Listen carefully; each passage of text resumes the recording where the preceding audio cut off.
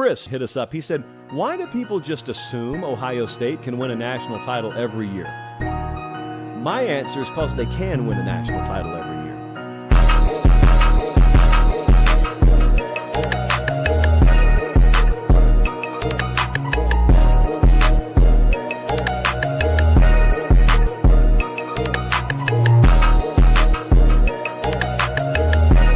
Lay hold of it. You lay hold of it. And when that thing tells you to quit, you look at it in his eye and say, I ain't going nowhere. I will break you before you break me. You will not defeat me. You will not destroy me. Some of you are so ignorant. You've been through so much hell. You gonna quit now? You should have quit 10 years ago. You should have been quit. You don't quit now. It's the 10th round. You got 2 more to go. And when you get to success, it's not about skill. When you get to a certain level of success, it's about stamina. It's about stamina. It's about you won't break me. You can't take me. It's too late now. It's too late. You should have broke me a long time ago. I'm unbreakable now. The only chance at this point is you gotta kill me. And you gotta kill me now. And then when you kill me, my legacy will live.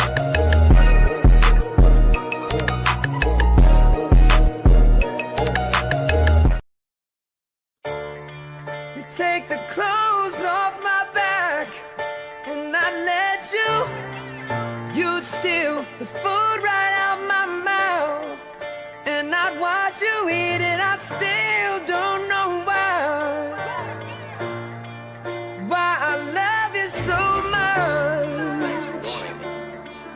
Oh, you curse my name in spite to put me to shame.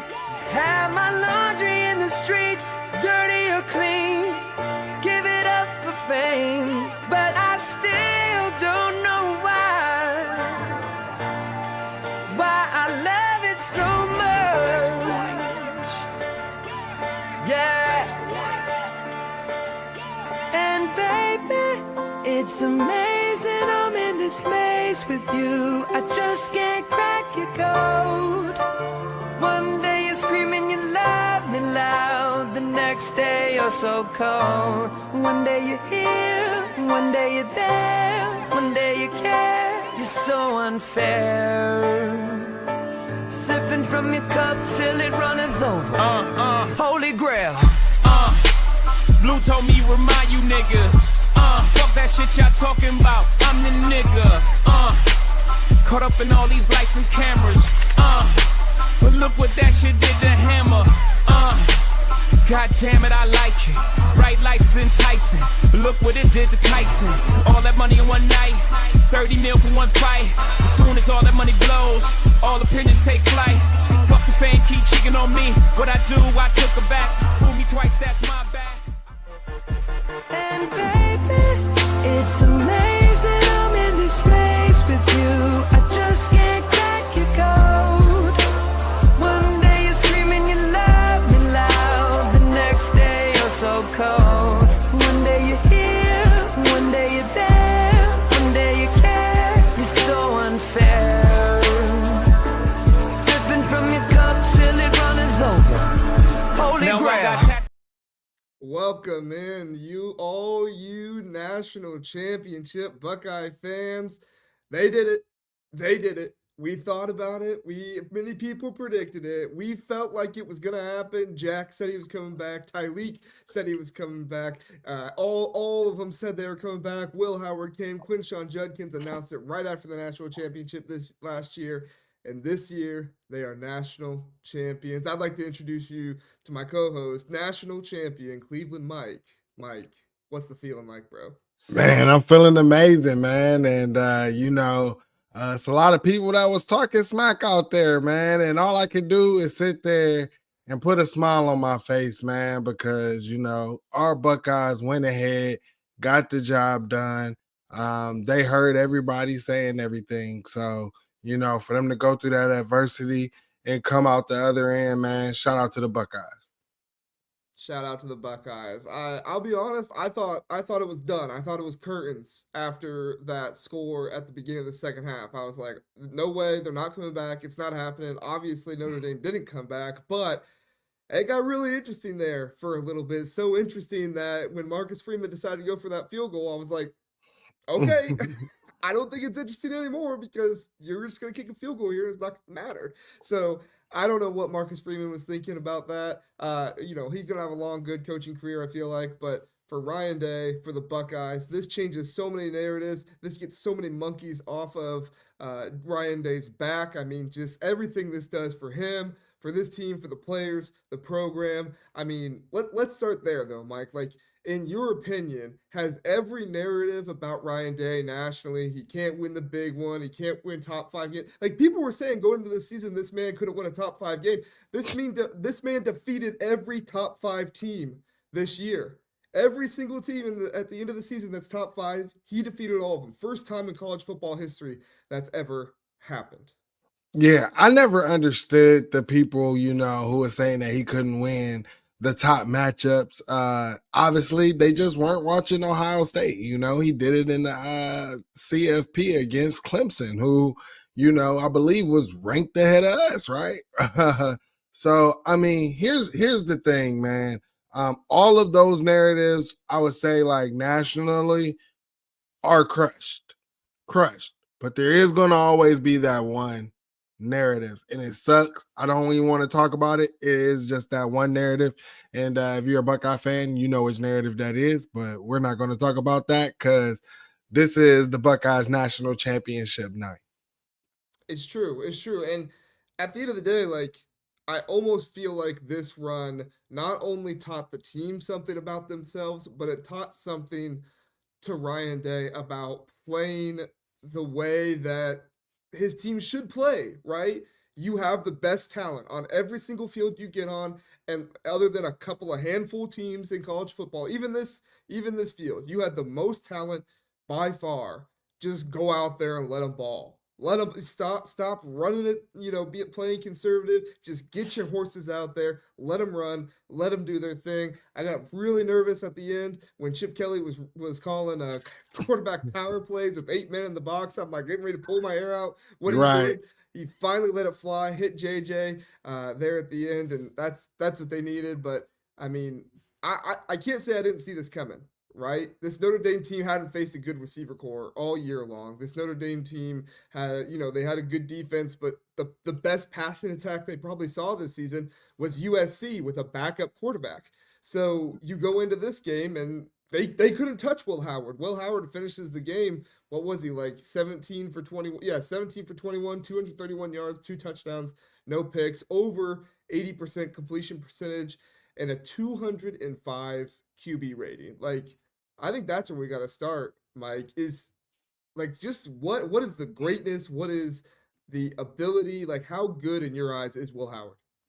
Man, Will Howard's definitely better than what I thought he was going to be coming into the season, man. And I think that this young man has improved his draft stock, and as I was watching that game and I was like, ooh, NFL throw, NFL throw, NFL throw. And so I think that, a lot of us was worried, like, is Will Howard who he is already coming into this Ohio State season? Where can he improve? Is there any improvements that he'll be able to have? And he's done it, man.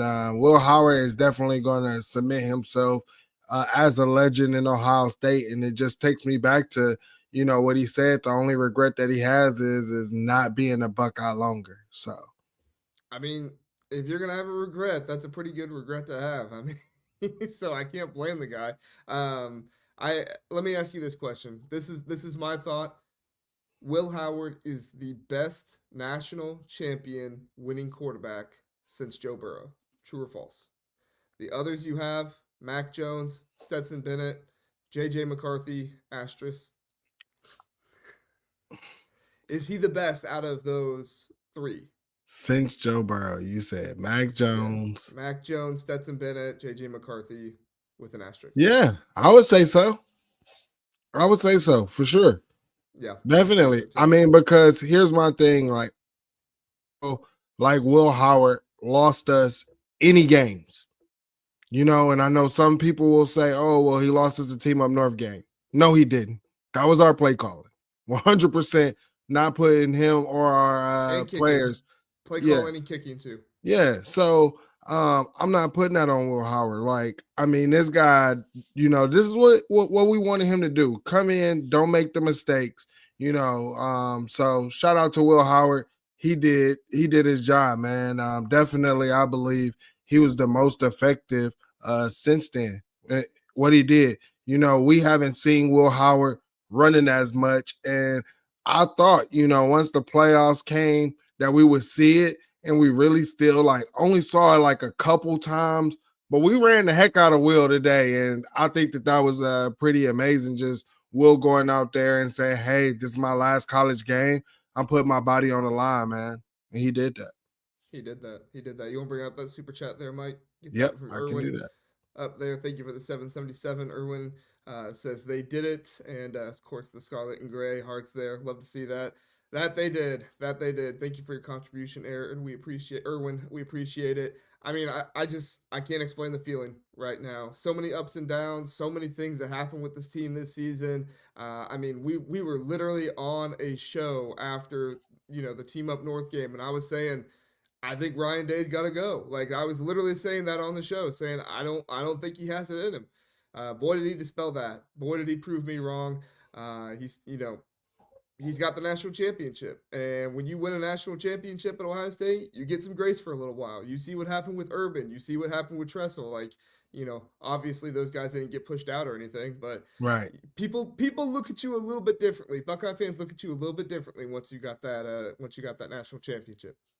Yeah, man. And, you know, everything that Ryan Day has been through, his family has been through, you know, and even the you know, reading. Did you read Jack's Players Tribune? I didn't get a chance to read all of it, but I read most of it. Okay. I was very disturbed to hear that teachers were going at Ryan Day's kids. Like, yeah, now you can't be in public schools if you're doing that. You gotta get out. Like, I'm sorry, bro. Like, I understand, you know, like having a criticism, but taking it out on his kids, that definitely went too far. But now, how about his kids be able to laugh in those teachers' face and give them a big F you? Because I think Ryan Day would excuse it. My dad's a national champion. What? You know, so because not many coaches, not many people can say that. You know, John Cooper was here. You know, he can't say that he had a national championship here. So, you know, just Ryan Day keeping the standard, right? Ryan Day keeping the standard. That he is. We got a comment there about Scum fans saying that this is one of the worst national championship teams at halftime because we have 2 losses. Listen, don't give them any of this stuff. They are. I mean, like I used to think they were all trolls. Now I know they all just don't understand what happens in football. I mean, Ryan Day came out and said this season we played less snaps so that way we keep our players fresher, and we went with that gamble because we felt like, even, you know, he didn't say this exactly, but it was essentially, even if we lost some games, we knew we'd still make the playoffs and we knew we'd be the best team in the playoffs. That's how it worked out. They lost some games, unfortunately, but you know what? They achieved the ultimate prize. Dan Lanning and Oregon, they did everything they could to win the Big Ten title and win the national championship. Didn't work out. And Ohio State's national champions now. And also, too, again, just tell them what I just told you guys. Like, Ohio State, I said top 5. I meant 4 of the top 5. 4 of the top 5 teams at the end, Ohio State has now defeated. 6 of the top 8, because Ohio State's one of them. They can only beat 7. 6 of the top 8 teams in college football they beat this year. Hold on. I thought beating Notre Dame made it 5. I thought No, before Georgia, it was 4. Georgia's 2. Oh, okay. They beat Georgia this year. I just looked up the rankings because I was like, I gotta double check that. I said that with a lot of confidence. But I think it was like, I think this stat wasn't the CFP rankings. I think it was AP top 5. Oh, okay. Was Georgia not top 5 in the AP? No, they were, but I think it was like Ohio State would have beat 5 of the AP top 5s throughout the season. And you know, like here's the thing.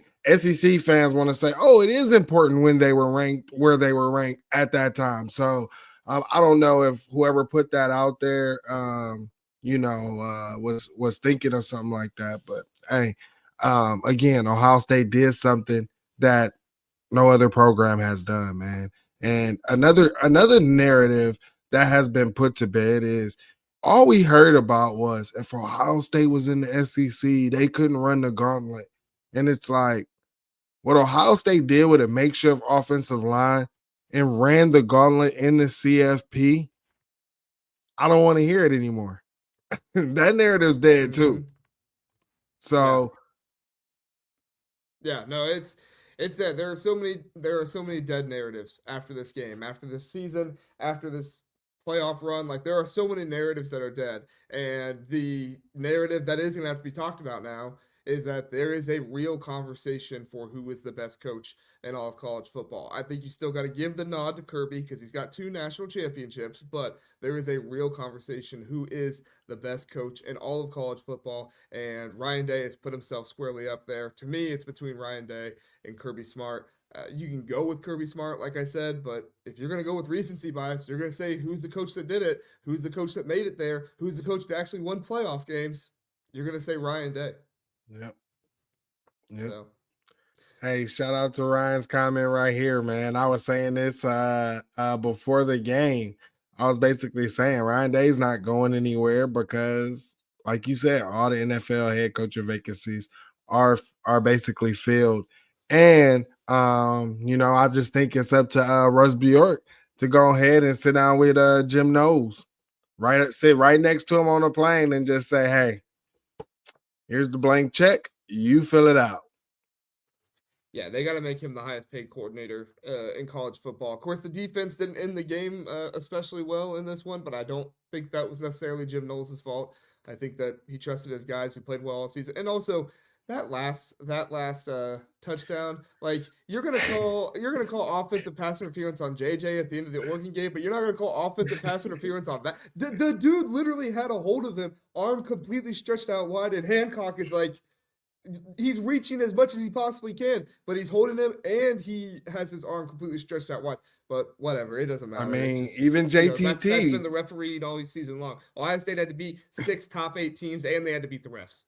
I mean, we were expecting it. I thought, going into the beginning of the game, I'm like, oh, the refs aren't going to be involved in the game. But, that second half came out. They definitely inserted themselves in that game. And it's crazy because, somebody posted a picture of JTT, even though he got the sack, he was being held. And you always hear like an offensive lineman, they're always going to call you when your hands are outside, right?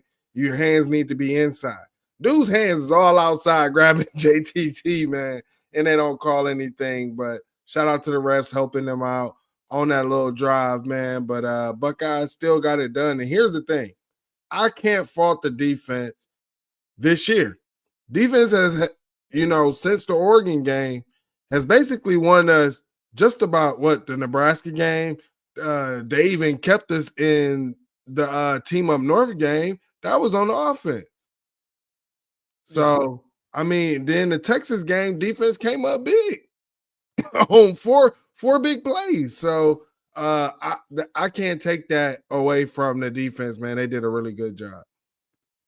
Yeah, no, you can't take anything away from them. Made the game close there at the end, but at the end of the day, Ohio State's offense did it, and they got what they needed. So huge game from Quinshon Judkins in this one. 11 attempts, 100 yards, 2 rushing touchdowns. He also had 2 catches for 21 yards and a receiving touchdown. Emeka Egbuka. Well, I apologize. My stats are incorrect here. Emeka Egbuka was the leading receiver for most of the game, but then that JJ catch puts him over the top. The leading receiver, 88 yards, 1 touchdown on 5 catches. Obviously, Will Howard, I think, is the player of the game on the offensive side for the Buckeyes. But if you had to choose a number 2, who'd you pick there, Mike? It would have to go to Quinshon Judkins, man. If it's not Will Howard, how could it not be Quinshon? Quinshon was going crazy. He averaged 9 yards a carry. And to be honest, I just feel like at the end of the game, the little runs that we was doing was mostly to run out the clock. So before that, This guy was averaging over 10 yards a carry. So also getting a touchdown. I think he had 2 rushing touchdowns and 1 receiving touchdown. Shout out to Quinshawn, man. Yeah, Quinshawn, fantastic in this one. And I was getting ready to tweet. I was trying to find a way to put Ryan Day's voice over Fran Brown when Fran Brown said, send Ryan Day some champagne for Kyle McCord. I was Yeah. gonna put Ryan Day's voice over, send Lane Kiffin champagne for Quinshawn Judkins after he got that 3rd touchdown, because Quinshawn Judkins was huge in this one. Just absolutely fantastic from him. If we go to the defensive side of the ball, we see that Cody Simon was your leading tackler. He also had a tackle for loss. Sonny Styles comes up with a sack, 6 tackles, and then the other sack in the game was by JT Tuimoloau, who had a sack, 2 tackles for loss, and 5 tackles in this one. We didn't really have the Jack game. Jack finishes with only 3 tackles, no tackles for loss, but JT, man, there at the beginning of the game was starting to set the tone, was really setting it for everybody. Cody Simon got burnt that one time in coverage, but for the most part, I think him and Sonny Styles were kind of the stars of the game, just doing a lot to stop the run. They were making a lot of plays. They were the ones chasing Riley Leonard down, really refusing to let him run there later in the game, making him have to use his arm. What do you think about the defense? Yeah, man. The defense, everybody was a little bit worried the first drive, but you can tell that Jim knows sometimes he plays like a little base defense and he's like, okay, let's see, just what you're going to do. What are you made of? All they kept doing that QB power. And to be honest, that whole first half, I want to say it looked like Notre Dame used every ounce of energy that they had on that on that drive, man. And from then on, every offensive possession that they got, Jim Knowles was adding another hat in the box, and they had no answer for it. So shout out to Jim Knowles and what he did. Also, just trying to keep everything in front of you. I think Jim Knowles, even on the last drive, or like the second half of the game when they was driving down the field, I think Jim Knowles was actually dialing up some good plays, especially when we was send blitz. We weren't getting home. And even sometimes on our 4 down, we should have been getting home a lot more than what we should have. So, I ain't putting that on Jim Knowles. He still won the game. Yeah, I was impressed overall by Notre Dame's offensive line. Obviously, all the injuries and stuff coming in. Like, if there was a group, obviously the wide receivers, did pretty well too. But I'm also like, felt like some of the penalties and stuff like that in the secondary there maybe were a little bull crap. But at the end of the day, like I felt like that offensive line did a better job of protecting Riley Leonard than I thought they would. And also Riley Leonard, like his pocket presence, like I gotta give a whole lot of credit to Riley Leonard. Like when I saw him at Duke, I knew he was a gamer and he was somebody that I thought would be good. But when there were rumors about Ryan Day going after him, I was like, I mean, I like him, but I just don't know if he has the arm for it. And he did show off the arm really well in this game a couple times, but there were also a couple throws where it's like, man, you got to hit that. Like if you wanna move the ball down the field, that's stuff you got to hit. Yeah, and that was my thing throughout the game. I was just like, we had to get home. You see Riley Leonard when he's pressured and you're getting pressure in his face. The different type of throws that he was having, especially early in the game. I felt like we, once we got up, I felt like on defense we kind of went back to the base a little bit and didn't bring that pressure on him. But Riley Leonard, kind of has been what he's been all year. Showed us in a clean pocket. I think that he's pretty good. He might miss some throws, but you give the guy a clean pocket. Some guys are able to get open. He's able to hit guys wide open. It's those fitting the throws in windows consistently that messes him up. And to be honest, that one big play down the field was actually, he threw that in the bucket, man. He threw that in the bucket. So, he played his game. And you spoke about the offensive line, man. And just shout out to Notre Dame and shout out to Ohio State and what they did. Both programs sustaining huge injuries on the offensive line all season long, and just what that they were able to accomplish, man. People talk about, the Big Ten or Northern ball and stuff, not not being able to compete with the SEC. But what we have seen is both of these offensive lines, even though they were makeshift, everybody kept saying they won't stand up. They did. Yeah, they did for sure. I mean, Ohio State's offensive line, I'm looking it up right now. So Luke Montgomery started the Texas game. I don't believe he started this game. I think Austin Seyerveld did start it, even though Adam Schefter said Montgomery was going to start. Ohio State has started 6 different offensive lines this season.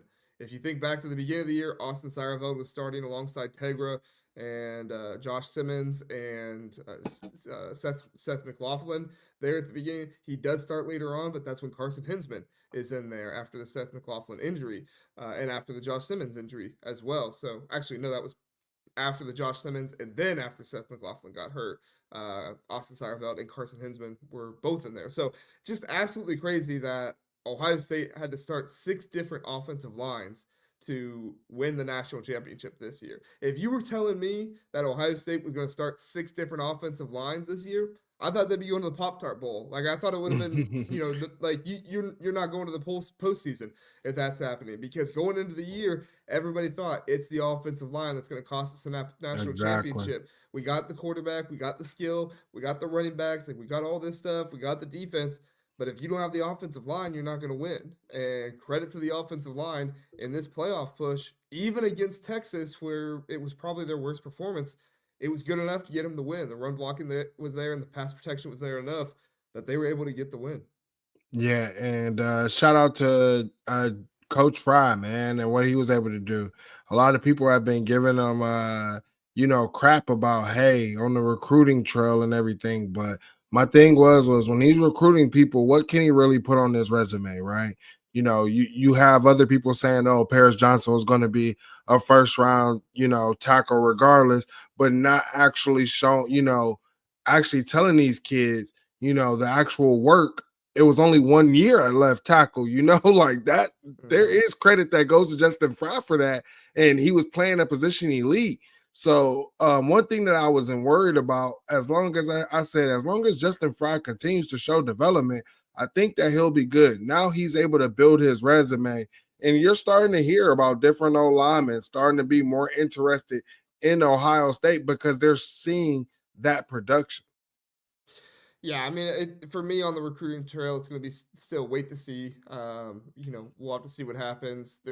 I read an article the other day, I think it was from Bill Kurlick, that at this point, Will Conroy and I think Adam Greer is the one. Who's the one that is thinking about Texas? There's Adam Guthrie, Sam Greer. I said Adam Greer. It's Sam Greer, and then the other one. But one of them, I think it's Sam Greer, is the one that's really thinking about Clemson. And at this point, he was like, yeah, it's probably just Will Conroy and Sam Greer that are kind of out of the picture at this point because Justin Fry's not going to get him. It's like, that's all we heard about, man. Like, that's all we heard about was these 4 offensive linemen from Ohio that are going to be really good. And now, half of them aren't there. We'll see. Things can always recover. Recruiting always changes. And, that's the other piece of this, too. The boom that is coming from this national championship in recruiting. Like, obviously, Devin Sanchez, some of these guys, Tavian St. Clair coming in, this is going to be fantastic. But, I mean, Mike, like, what do you foresee for this boom in recruiting that's going to be coming from this national championship? I mean, I think Ohio State will definitely be getting a big boom. A lot of these people who are negatively recruiting against Ohio State was saying, hey, yeah, you can go to Ohio State, but they're not going to get over the hump. They're not going to win a national championship, and now how can you use that? You can't use that against Ohio State. So now people are saying, hey, not only can I go there and be developed for the NFL, but I'm going to be playing on the big time stages, playing for national championships, making it to the CFP.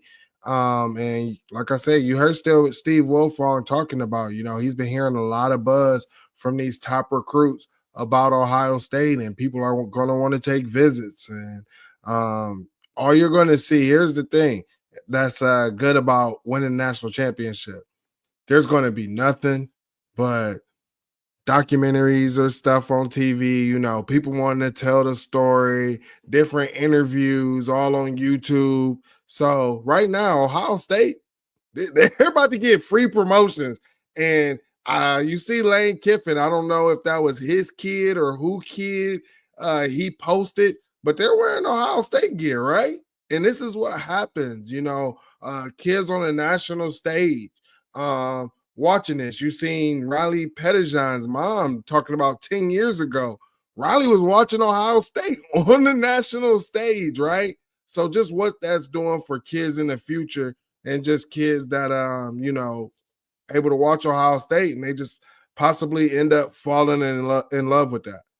Yeah, Ryan's right. Ryan down there in the comments says, "Here come the endorsements." You're exactly right, Ryan. They're going to be giving the endorsements. They're going to be talking about it for a long time to come now. Not just like there's going to be people that just try to make it about the $20 million roster and all that stuff. And that was a stupid move by, I think it was Ross Bjork that put that number out there to do that. But I've always said, like, the head coach's job is to get the team on the field to succeed and succeed in getting the best talent on the field for the team.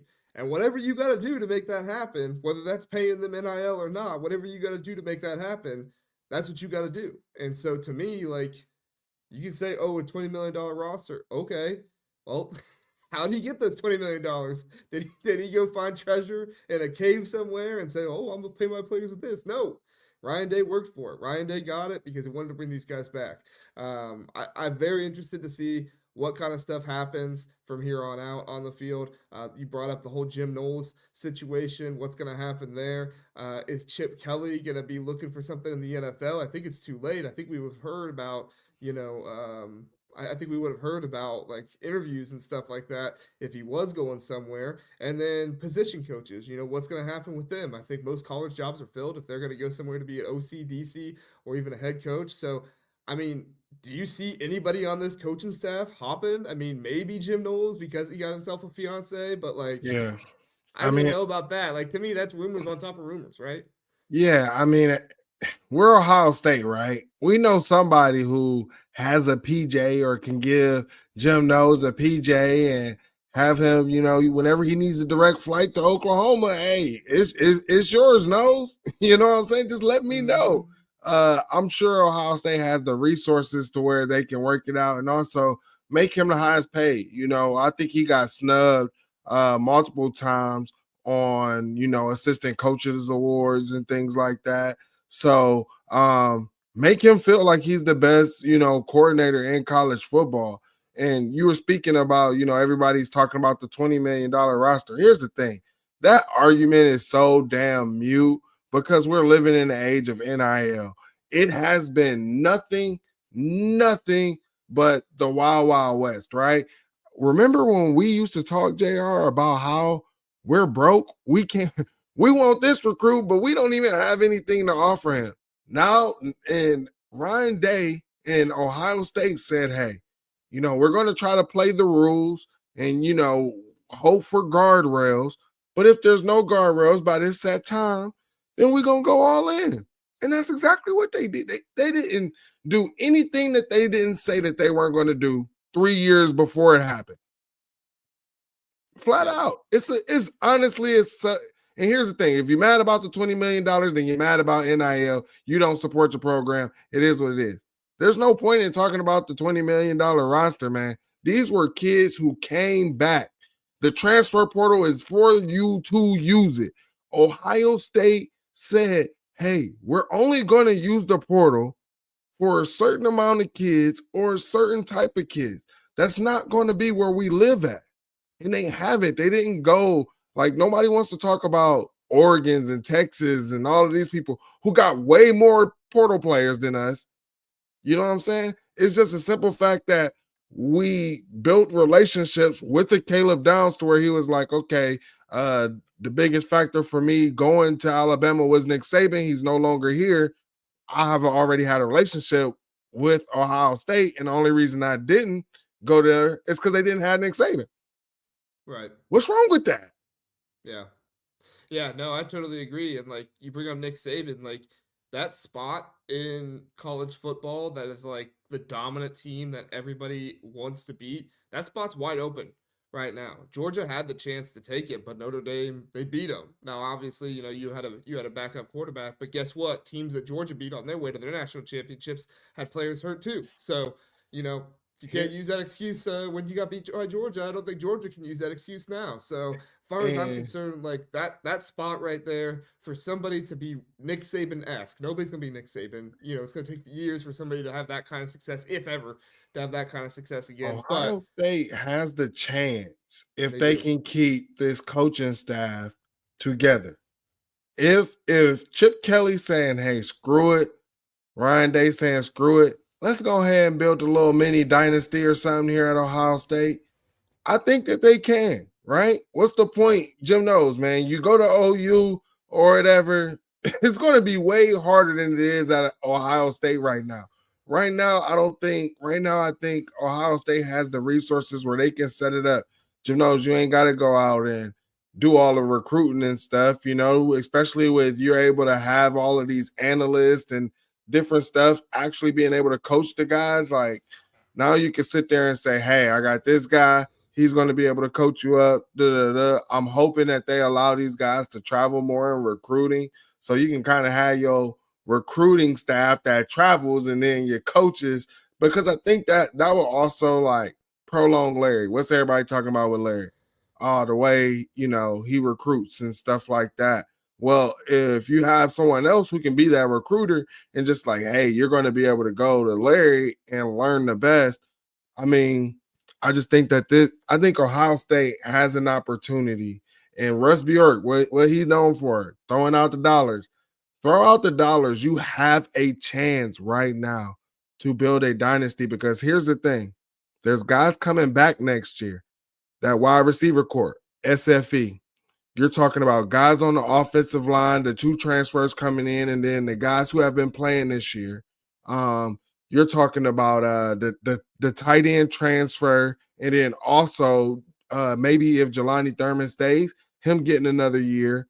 On a defensive side, maybe if Sonny Styles stays, but you got Arvell Reese, you got Jermaine Matthews. Like, we have guys, K-Mac, you have guys who, you know what this reminds me of? Georgia after they won the national championship. Everybody was like, oh, they're losing all of these guys, but nobody wanted to talk about the guys who was playing behind those guys that left and how many credible reps those guys have. And Ohio State has the chance to do that. They just got to open up that pocketbook and keep their staff intact. Totally. I mean, at this point, if you don't have Ohio State as the number 1 team in the nation and you're like way too early power rankings or like top 25 or whatever, like at this point, you're just joking. I mean, Ohio State brings back their best player on offense, Jeremiah Smith. They bring back their best player on defense, Caleb Downs. They're bringing back a linebacker who played this year and did a very good job in Arvell Reese. Sonny Styles could possibly come back, like you said, Jermaine Matthews. They're going to find one of these young safeties, whether it's Malik Hartford or Jalen McClain, somebody like that is going to start next year and do a very good job. You got K-Mac on the defensive line. Kenyatta Jackson, Caden Curry both did a fantastic job this year when they came in. I mean, you saw Kenyatta Jackson get valuable reps in this one. Who was it that took Riley Leonard down on one of those QB powers at a crucial moment? It was Kenyatta Jackson, because that's the kind of dude he is. He does his homework, and when he gets in the game, he's ready to play. And not only that, but you brought in 2 offensive tackles that is going to make this offensive line better than it was this year. Like, you had Donovan Jackson move over to tackle, and that's fantastic. But like, he still is a guard, Right. So and so is Josh Fryer. You're bringing in 2 guys that are actually tackles now, And I'm our not trying right to disparage tackle's going to Josh Fryer. be, What'd you it's say? going to be, our right tackle's going to be more athletic too. Exactly. Like, and I'm not trying to put those guys down. Like, I obviously they did a fantastic job this year. We just sang their praises about what the 6 different offensive line.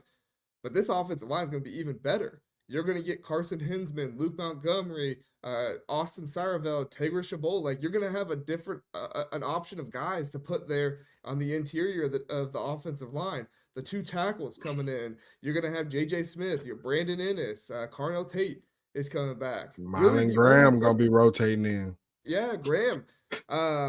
You're gonna have Max Clear, like you just talked about. Yeah.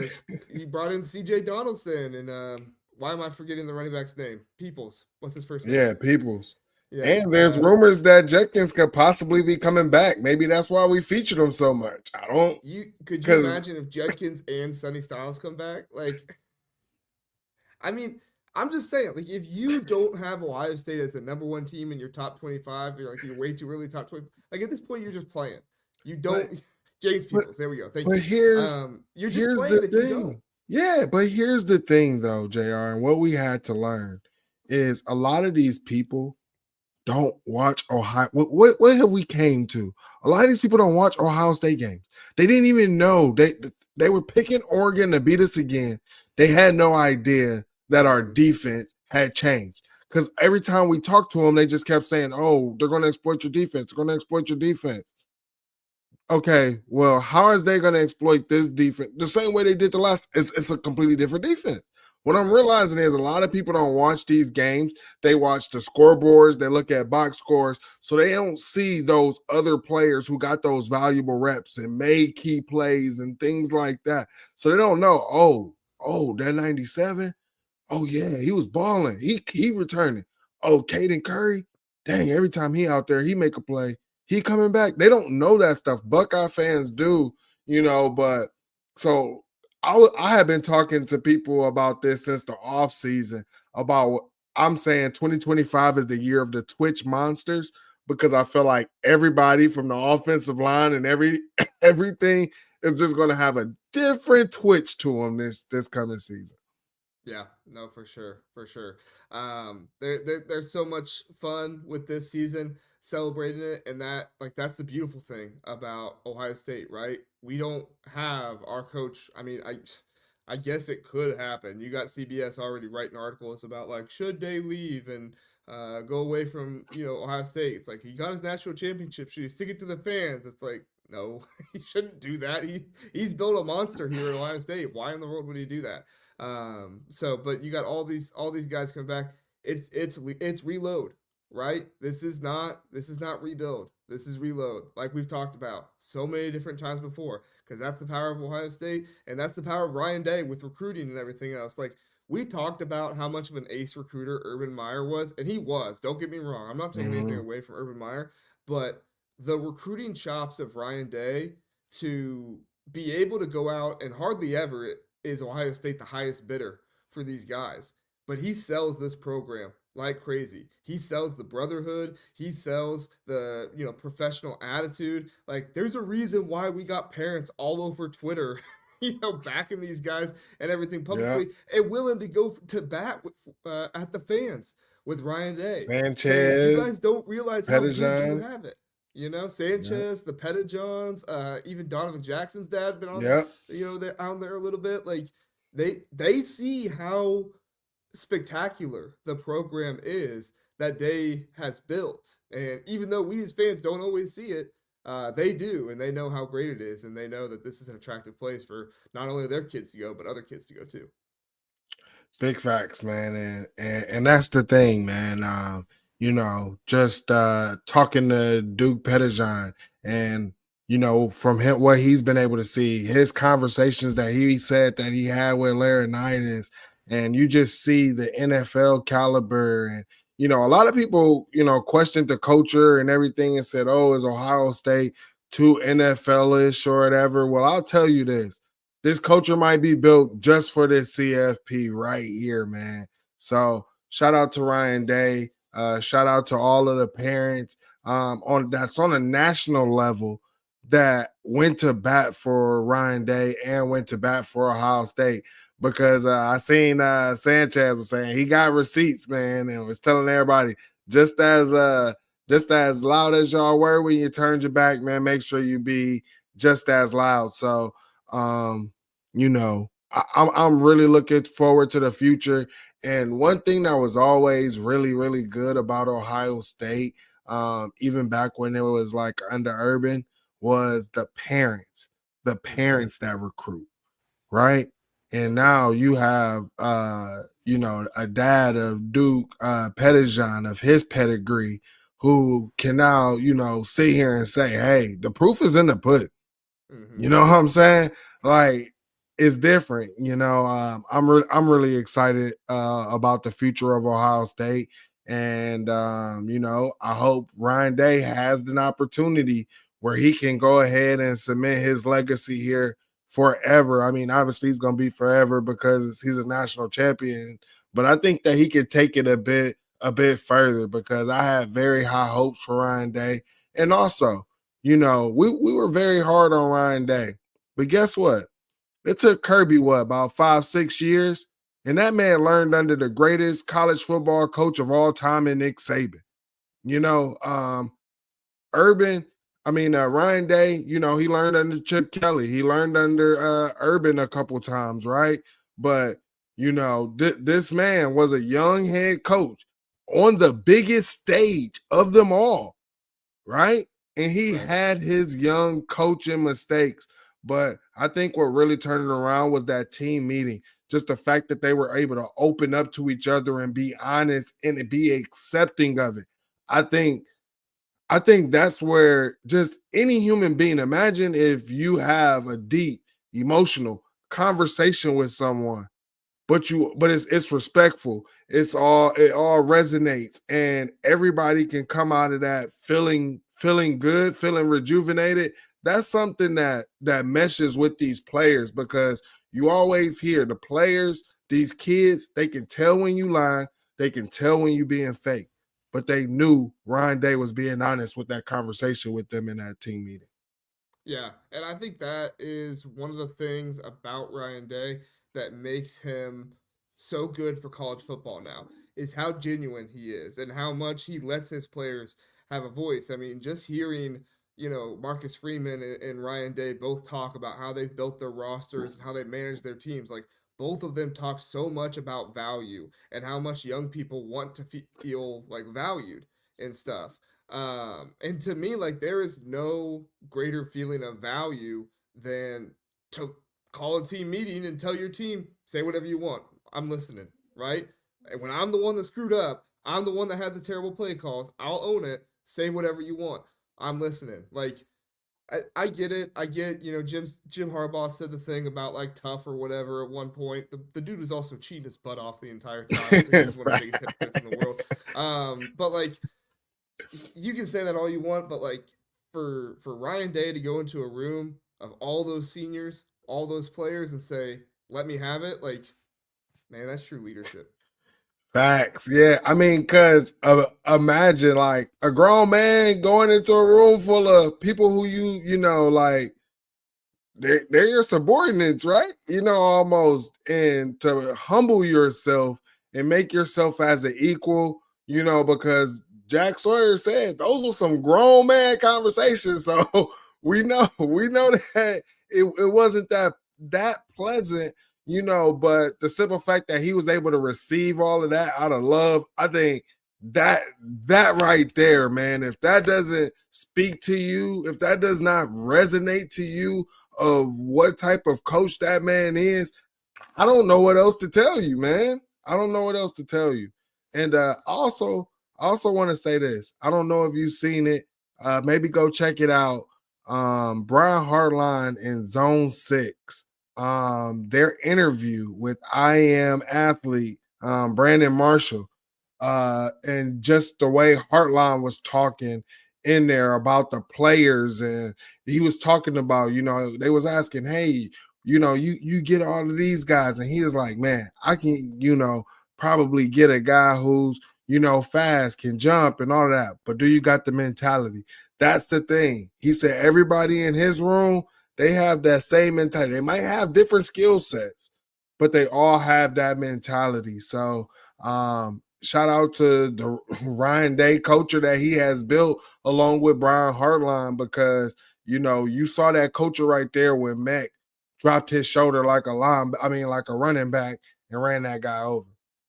Yeah, and I mean, like you talk about that mentality and everything, and that like that's what Ryan Day and these coaches are looking for. When Urban came in, Urban had to change the program for what was modern and what was going on. It's no, I'm not. I'm not dissing Jim Tressel or anything like that, but Jim Tressel toward the end of his career was a little bit behind the times, right? I mean, the locker room wasn't set up, and like the stuff that top tier programs were doing to be top tier, Jim Tressel wasn't doing. Doesn't change anything. Jim Tressel, still a legend, still one of my favorite coaches in Ohio State history. I'm not knocking him. I'm just saying Urban Meyer had to come in and change those things. That happened at the beginning of his coaching career here. I'm not saying that's easier, but I do think it's different because Ryan Day comes in, he has to coach for a year or two like Urban Meyer does, and then NIL explodes, transfer portal explodes. Everything is going on like crazy, and Ryan Day is in a situation where he's losing to the arch rival. He's trying to hire staff and he's trying to modernize this program for what is going on nationally. And that's not just, how do I get as much NIL money as possible, because we saw that with Texas A&M, and I think we're probably going to see that with the team up north as well, where it's like you can't just be the highest bidder on the block. You also got to make sure you get good quality young men who are going to come in, who are going to be professionals, who are going to be team players. And I said, like, this is one of my criticisms I said about Penn State was I don't think they have enough guys in their staff who have been in the NFL. Almost every single guy on Ryan Day's staff has been in the NFL. So when they tell these players, you got to be a professional. If you want to win games, if you want to win championships, you got to be a professional. These guys have done it. Tim Walton has done it. James Laurinaitis has done it. Either they played or coached in the NFL. Brian Hartline's done it, right? I mean, Jim Knowles, he hasn't been in the NFL. Keenan Bailey hasn't. But you got a good mix here of college guys, guys who have also been in the NFL. I think that Ryan Day right now has hit that sweet spot where everything has just kind of come together. And it's like I said earlier, I don't know if I see anybody going anywhere. So that's kind of like the beautiful thing in all this. Most NFL coaching interviews are done. Maybe a position coach or something like that. But at this point, you really gonna go to the Jaguars instead of stick with the national championship Buckeyes? I'm not doing that. Yeah, I mean, I'm expecting Coach Locke to get a 3-year extension, man. Coach Locke deserves He's it. better. He's better. Yeah. The difference in our running back room was felt immensely, man. And you could just tell it was the difference of just being a Lock boy, man, when he came in there and told them that he was a dog. But I'll tell you also something that might have helped out Ryan Day and also this team was listening to Maurice Claret's interview before the game while he was in Atlanta, man, and the different I things saw that that. he That was was just awesome. talking about. Yeah, how he's able to have those one-on-one conversations, and sit there and say, hey, this is some things, that I think that you can change in this aspect and stuff. I think that is huge that Ryan Day is even looking at him and saying, hey, I could take this advice from you. Another thing that Maurice Claret said that resonated was him talking to the guys and letting them know, a lot of people, they go into a game off of emotion. Don't do that. Have some seriousness about you. He said, I can deal with the seriousness, but emotion is it's so fleeting, right? It's there 1 minute and gone the next. You can't just keep playing off of emotion. You have to have some seriousness about you. So shout out to Maurice Claret, man, because he got himself another national champion, because he will also be one of those people who get to put on this 2024 ring, as being on the staff. For sure, for sure. I think the move to bring Maurice Claret in, and he gave credit to Jim Tressel. He was like, Ryan Day and I didn't even know each other, Like Jim Tressel's the one that's like, hey, I got this guy Ryan Day, you need to meet. And he goes to Ryan Day, he's like, hey, I got this guy Maurice Claret, you need to meet. They both know who each other are, but it was really Jim Tressel that facilitated this. So I mean, and that's the other thing. We'll get to Tyler's question in just 1 second. Like that's the other thing about Ryan Day, like the humility every single year to say, I'm gonna change what needs to be changed, right? Mm-hmm. Pretty much every single offseason, Ryan Day has made some kind of change within the program to make things better. He got rid of play calling. He brought in different guys to help. Like he brought in Maurice Claret, like we just talked about, to help. He brought in Jim Tressel, so many other guys who are like, used to be with the program, maybe not so much anymore. Like he brought in so many different guys because he knew that like I I don't have all the answers. I got to bring in the best to help me through this, and that's what he did. And to me, just as much as sitting down and letting guys voice everything they got, the humility to be able to say, "I got to learn and I got to grow." That's what makes him a great leader. Yeah, big facts, man. Honestly, you said it all. That was one thing that I have always talked about when I was defending Ryan Day for these years. Talking about him being a young head coach is he doesn't normally make the same mistakes over and over, right?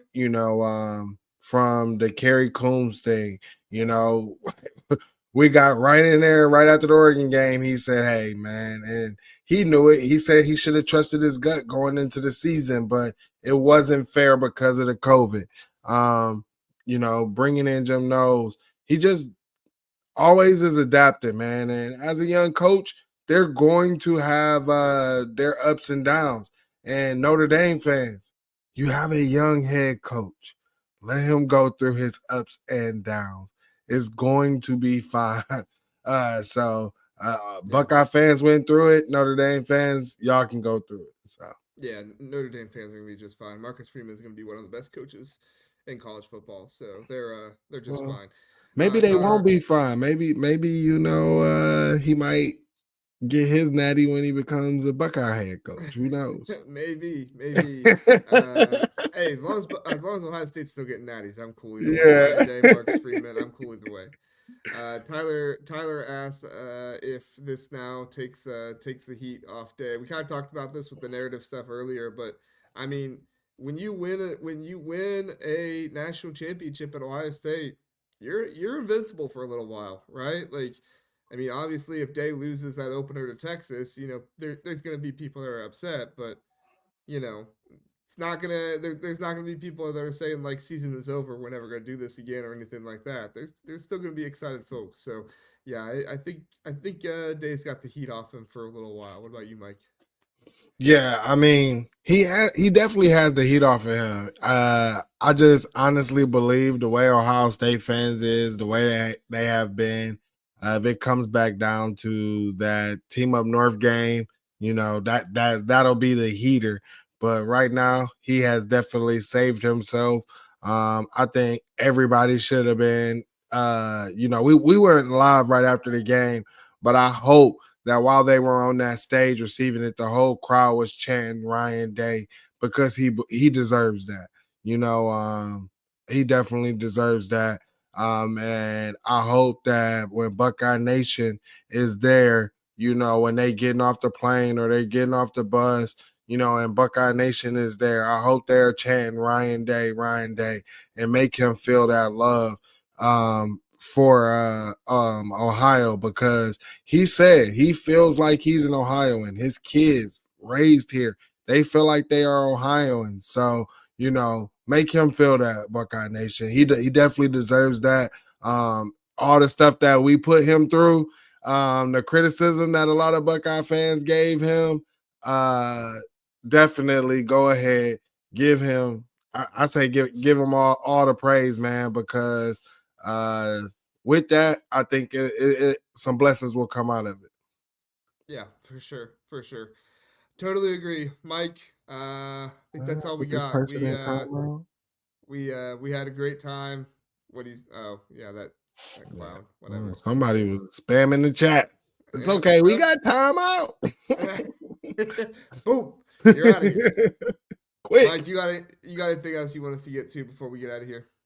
No, man. I will say this. I think me and Garrison are working on something. So we will be right here on the Voice of College Football, Ohio State channel, with a Buckeye show weekly, hopefully. So that's something to be looking out for. Make sure that you like and subscribe to this channel, because I believe the content is only going to be ramping up from here. So make sure that y'all log in, enjoy it. And I'm telling y'all, I'm going to have some special guests on these shows coming up.